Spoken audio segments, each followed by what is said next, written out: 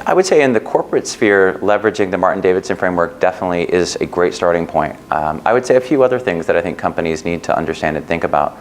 One, as they structure diversity, I would love for companies to actually get rid of the words diversity and inclusion. I think it's become too fraught. It's got too much of a framework of baggage for people.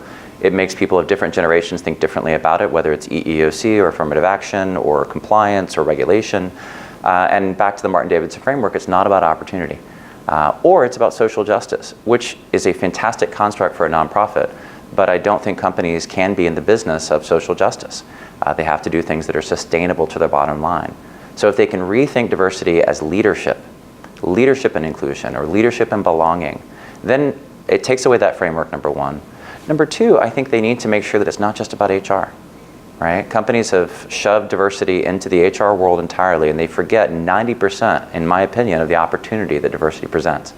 Right? It's all about how your clients perceive you. It's about how can you connect to your clients on a level that's not just about the products you're selling them, about something that matters to them and to you. And it's about how you can actually solve problems differently. And we know from any number of pieces of research that diverse teams perform better, full stop. It's a settled fact. So I get frustrated when people say, oh, what's the business case for diversity? Well, that's 30 years ago. If you don't know the business case for diversity now, you've already lost. So I think companies have to get past the, well, we need more data around this, that, or the other, and move on and say, this does matter. It's a part of our framework. It's not just in HR. If you have a chief diversity officer that doesn't report to the CEO, I think you're missing the boat. Too many organizations bury this way down deep into HR or just talent. And there are so many other facets to this that actually make sense, that actually make a bottom line impact, and then make it sustainable to the company. Because it's almost a vicious cycle. These companies that only look at it in the HR framework aren't seeing the benefits of it, so they're not making it sustainable because it's not opportunity focused. So it sort of becomes a self-fulfilling prophecy.